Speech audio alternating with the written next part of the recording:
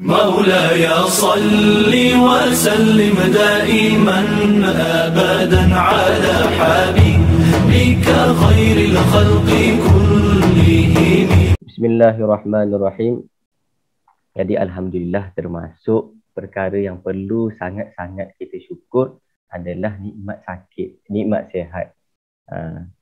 Nikmat sihat ni adalah satu nikmat yang perlu kita syukur. Bilakah kita dapat bersyukur atas nikmat sihat? Biasanya ketika nikmat itu ditarik oleh Allah Subhanahu Wa Taala. Jangan sampai ketika nikmat itu ditarik barulah kita nak rasa syukur. Jadi selagi kita diberi kesihatan oleh Allah Subhanahu Wa Taala dengan harga yang percuma, maka janganlah kita lupa bahawasanya untuk menunaikan kewajipan kita dengan menjaga solat duha. Jagalah solat duha, insya-Allah kita akan dijaga oleh ujian sakit. Sebab di antara zakat kita kepada sendi-sendi kita ni adalah dengan solat duha. Ada yang masih ingat pelajaran yang lepas? Ada yang masih istiqamah amal walau kana 2 rakaat? Semoga Allah Subhanahu Wa Taala istiqamahkan sampai akhir hayat dia, dan asbab dia jaga solat duha, Allah jaga kesihatan dia. Bismillahirrahmanirrahim. Alhamdulillah, summa alhamdulillah, nahmaduhu wa nasta'inuhu wa nastaghfiruh wa nu'minu bihi wa natawakkalu alaih. Wa na'udzu billahi min syururi anfusina wa min sayyiati a'malina, amma ba'd. Bismillahirrahmanirrahim. Di dalam satu hadis riwayat Sahih Muslim, Sayyidina Abu Dzar radhiyallahu anhu mengatakan bahawasanya aku mendengar dari Rasulullah sallallahu alaihi wasallam, Nabi bersabda, la tahqiranna minal ma'rufi syai'a walau an talqa akhaka biwajhin taliqin. La tahqiranna minal ma'rufi, jangan sekali-kali engkau meremehkan. Nabi bersabda, jangan sekali-kali engkau meremehkan minal ma'rufi, dari kebaikan, syai'an, sesuatu apapun. Walau antal akhaka, walaupun kebaikan itu hanya berupa engkau berjumpa dengan saudara muslim engkau, biwajhin, dengan wajah tolikin yang berseri-seri. Nabi mengatakan janganlah sekali-kali engkau meremehkan kebaikan sedikit apapun kebaikan itu. Walaupun kebaikan itu hanya berupa menampakkan wajah yang berseri-seri saat kita berjumpa dengan saudari Islam kita. Daripada hadis ini, cuba kita renungi, cuba kita renungkan. Masya Allah, hadis ni sangatlah penting. Nabi bersabda, la tahqiranna minal ma'rufi syai'an, janganlah kalian kamu sekali-kali meremehkan kebaikan.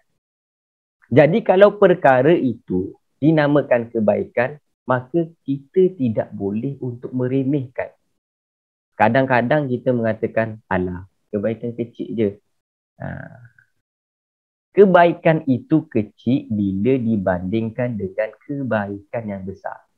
Tetapi kalau kebaikan tu sendiri, tak ada yang kecil, semua besar. Sebab kebaikan itu pahala dia adalah syurga. Sekarang saya tanya, ada ke syurga yang kecil? Paling kecil syurga adalah 10 kali dunia. Ada yang sini pernah travel satu dunia? Besar ke kecil? Jadi tidak ada satu pun kebaikan yang mana kebaikan itu kecil. La mawdi'a sauti ahadikum fil jannah khairum minad dunya wa ma fiha. Tanah 1 meter di syurga itu lebih mahal dari dunia dan seisinya. Jadi kebaikan-kebaikan tu tak ada istilah kebaikan kecil. Tak ada. Kebaikan itu ada yang kecil, ada yang besar. Bila kebaikan itu dibandingkan dengan kebaikan yang besar. Tetapi kebaikan tu sendiri tak ada pun yang kecil. La tahqiranna minal ma'rufi syai'a, jangan kalian meremehkan kebaikan sedikit pun. Jadi kebaikan apa saja jangan sampai kita remehkan. Kenapa? Nabi kata jangan kita remehkan kebaikan, walaupun kebaikan tu kecil. Kenapa? Sebab kita tak tahu kebaikan yang manakah yang akan menjadikan kita diampuni oleh Allah Subhanahu Wa Taala, dan kebaikan manakah yang menjadikan kita ini naik derajat di sisi Allah Subhanahu Wa Taala. Kadang-kadang orang tu kebaikan tu diremehkan. Padahal justru dari kebaikan itulah dia naik derajatnya. Ada satu kisah, ada seorang ulama. Ada seseorang, dia ni mimpi jumpa seorang ulama. Ulama ni dah wafat. Dia seorang ulama besar. Dia juga termasuk penulis-penulis kitab. Kitab dia juga besar-besar. Kalau tak salah saya, nama dia Al-Imam Al-Ghazali. Maka dia bertanya, Syekh, bagaimana keadaan tuan? Sebelum cerita mengenai cerita ni, kita kena tahu bahawasanya ni dunia mimpi. Dunia mimpi ni dia berbeza dengan dunia nyata. Okay. Maka dia bertanya, Syekh, bagaimana keadaan tuan? Maka Syekh itu menjawab, Alhamdulillah, Allah Subhanahu Wa Taala mengampuni saya, memasukkan saya ke dalam syurga, memberikan kenikmatan-kenikmatan yang luar biasa. Maka dia bertanya, dengan sebab apa, Syekh? Maka Syekh itu menjawab, dengan sebab ada haiwan masuk, ada haiwan dia ni minum dakwat saya ketika saya ingin mengarang kitab. Saya biarkan. Jadi kalau zaman dulu tu, pen dia ni jenis yang celup, tulis, celup, tulis. Masa nak celup, dah celup tu, ada seekor haiwan datang hingga minum. Maka Syekh tadi pun dia biarkan. Maka menyebabkan derajatnya ni diangkat oleh Allah SWT. Seluruh amalannya diterima oleh Allah SWT. Jadi bukan bermakna penulisan kitab dia ni tak diterima oleh Allah SWT ataupun solatnya tak diterima oleh Allah SWT. Bukan. Ini adalah beliau Imam Al-Ghazali nak beri semangat kepada orang yang berjumpanya dalam alam mimpi tadi. Disebabkan membiarkan seekor haiwan minum dakwat beliau, derajatnya naik di sisi Allah Subhanahu Wa Taala. Jadi kita tak tahu. Kita tak tahu dengan sebab amal apakah derajat kita ni naik di sisi Allah Subhanahu Wa Taala. Kadang-kadang ada orang tu dia naik derajat dia dengan sebab semut. Kadang tu ada sebab orang naik derajat tu dengan sebab anjing. Ada tu orang naik derajat dengan sebab burung. Kita tak tahu mana satu amalan yang Allah Subhanahu Wa Taala terima. Ada orang tu dinaikkan derajatnya sebab dia ni menaikkan tulisan. Bukan makhluk hidup, tulisan. Ada kisah ada seorang gangster, Samsing. Satu hari ni dia ni berjalan. Dia bertemu dengan satu carik kertas. Yang mana dalam kertas itu ada lafaz Allah. Maka kertas tadi pun dia ambil. Secara zahir, kita melihat ni adalah kebaikan yang kecil je. Sekilas, ambil kertas. Betul. Kemudian dia pun beli minyak wangi. Dia letak minyak wangi pada kertas tu. Kemudian dia letak kertas tu pada tempat yang tinggi. Maka tiba-tiba ada suara, wahai fulan, disebabkan engkau memuliakan asmaku, disebabkan engkau memuliakan namaku, maka kamu aku muliakan. Seketika itu juga dia menjadi wali Allah. Dia menjadi kekasih Allah Subhanahu Wa Taala. Maka kebaikan itu tidak boleh ada yang kita remehkan. Faham? Kita tak tahu mana satu amalan yang Allah Subhanahu Wa Taala terima. Mungkin amalan senyum, mungkin amalan susun selipar. Jadi kita tidak boleh meremehkan satu pun amal kebaikan. Walaupun amal kebaikan tu berupa sapu tangga, ataupun sapu lantai ofis, bersihkan toilet. Nampak macam remeh. Kadang-kadang kita remehkan. Alah, sapu sampah.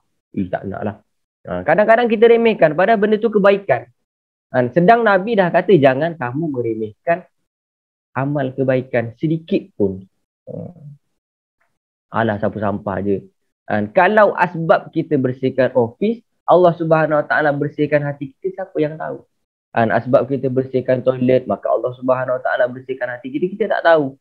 Maka jangan sampai kita ada perasaan meremehkan amalan, walaupun secara zahir, secara pandangan kita, benda itu adalah satu perkara yang kecil. Mungkin hanya dengan pemberian kita kepada kawan kita berupa gula-gula, sebiji gula-gula, ambil coklat hack, atas meja Irfan ada coklat hack banyak warna ungu, bagi orang sebelah. Mungkin sebab coklat hack satu tu Allah terima, dia terima semua amalannya. Jadi kita tak tahu. Ada seseorang dia ni mimpi berjumpa dengan ibunya, yang ibunya ni telah wafat. Dia mimpi berjumpa ibu dia. Dalam mimpi dia tu dia tengok ibu dia kena kejar dengan api neraka. Anak siapa tak sedih, anak mana tak sedih mimpi ketemu ibu dia kena kejar dengan api neraka. Kemudian ibu dia tadi pun halau api tu dengan menggunakan sehelai kain dan sepotong daging. Pakai daging lah, lempar daging, api tu pergi. Pakai satu helai kain, api tu pergi. Maka orang tadi tu pun hairan. Kenapa ibu saya halau api neraka ni menggunakan selai kain dan sepotong daging? Sebab rupa-rupanya amal kebaikan ibunya ketika di dunia itu hanyalah sepotong daging dan selai kain tadi.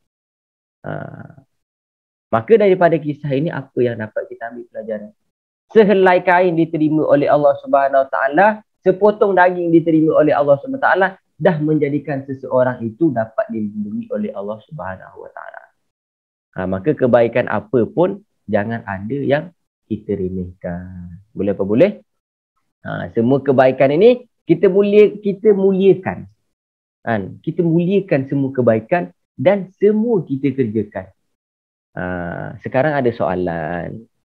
Soalan dia berbunyi, kenapa orang itu dia boleh meremehkan kebaikan? Ingat soalan ini. Orang itu dia boleh meremehkan kebaikan disebabkan, kata para ulama, ada dua perkara. Yang pertama adalah sebab tidak tahunya seseorang itu akan kebaikan tersebut. Sebab tak tahu. Dia tak tahu bahawasanya perkara itu adalah suatu perkara yang sangat berharga. Contoh kita pergi kepada Lombong. Maka dekat Lombong tu ada yang namanya batu, ada yang nama belian, ada yang nama emas. Maka bagi orang yang tak tahu, dia tengok belian ni apa, paling kacil, dia pun buang. Padahal harga belian tu beribu-ribu. Jadi orang tu kalau dia meremehkan kebaikan, penyebab utama ini adalah sebab tidak tahu. Maka supaya kita tak meremehkan kebaikan, caranya macam mana? Iaitu kita mesti belajar ilmu agama. Jadi ulama mengatakan kalau orang tu tak tahu, dia ni menyusahkan. Menyusahkan bagaimana? Menyusahkan perkara yang berharga dia tak hargai, perkara yang tak berharga dihargai. Inilah keadaan kebanyakan manusia pada zaman sekarang. Kebaikan-kebaikan agama, contoh bersedekah, memuliakan orang Islam, berjumpa dengan orang Islam dengan wajah yang berseri-seri. Antal ko akhoka biwajhin tolikin, berjumpa dengan saudara Islam dia, walaupun bukan saudara seayah seibu, saudara kandung, tetapi saudara yang diikat dengan kalimah la ilaha illallah, innamal mu'minuna ikhwatun, sesungguhnya orang yang beriman ini adalah bersaudara. Berjumpa dengan saudara Islam dia dengan keadaan tersenyum-senyum.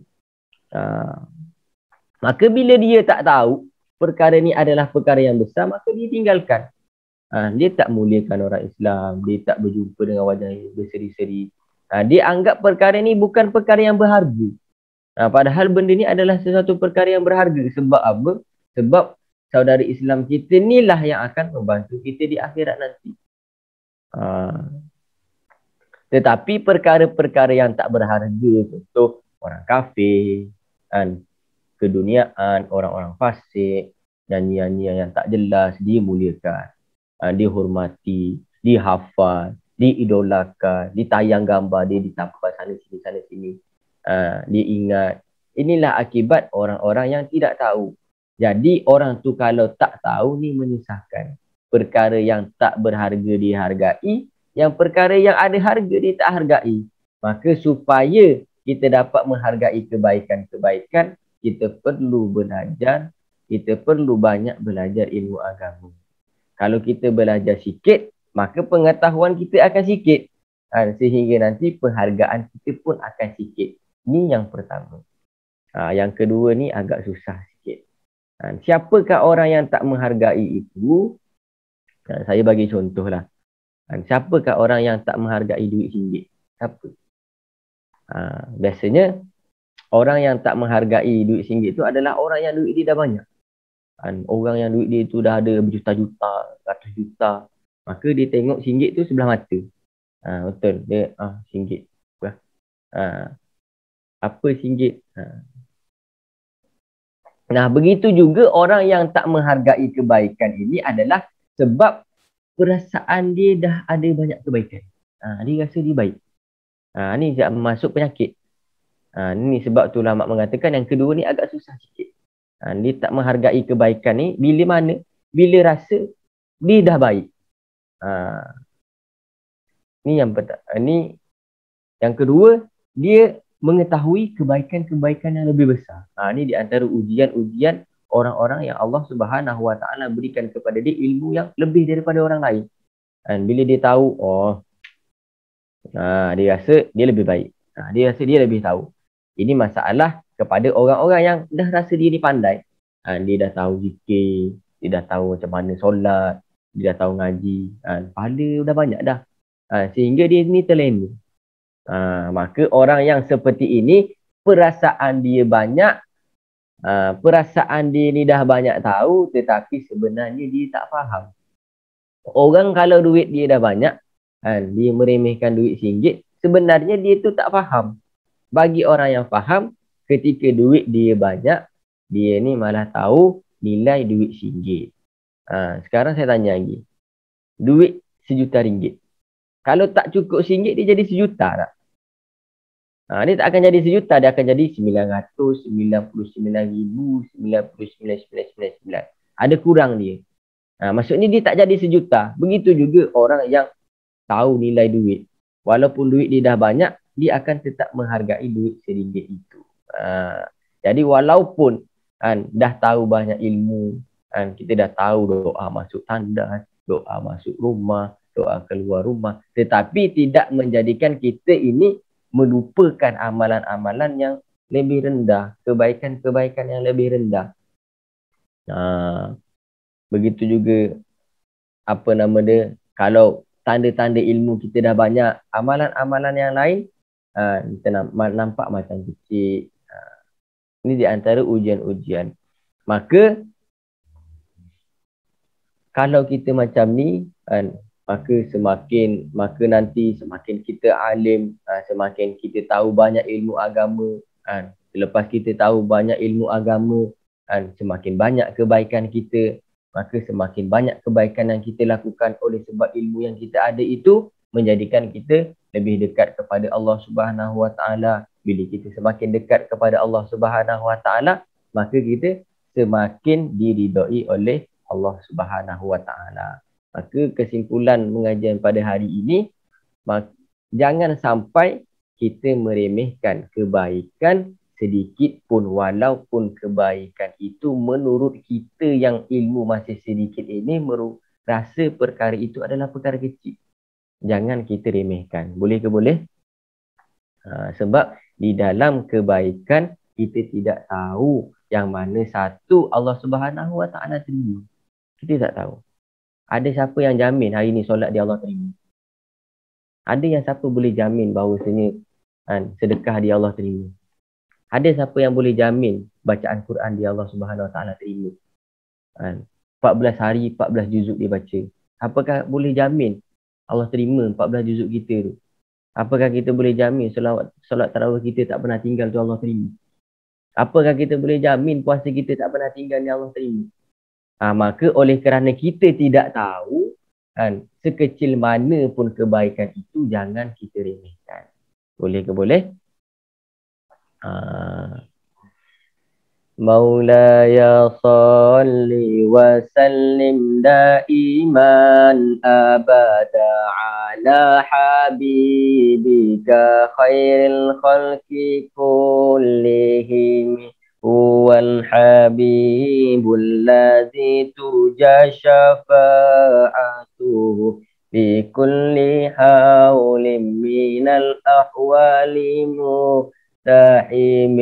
يا ربي بالمصطفى بلغ مقاصدنا اغفر لنا ما مضى يا واسع الكرم يا أرحم الراحمين يا أرحم الراحمين يا أرحم الراحمين فرج على المسلمين.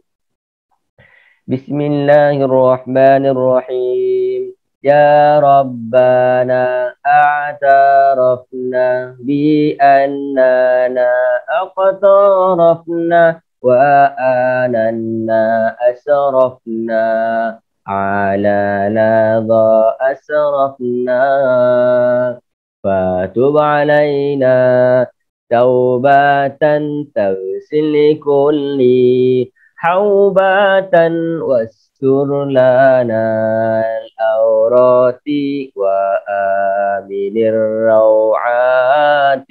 يا ربنا اعترفنا بأننا اقترفنا وآننا أسرفنا على لظى أسرفنا واغفر لي والدينا ربي ومولودينا والآل والإخوان والسائر الخلان. يا ربنا اعترفنا بأننا اقترفنا وآننا أسرفنا على لظى أسرفنا فضلا وجودا منا لا باكتساب منا بالمصطفى الرسول نحظى بكل سول. وبالله التوفيق والهداية. Assalamualaikum warahmatullahi wabarakatuh.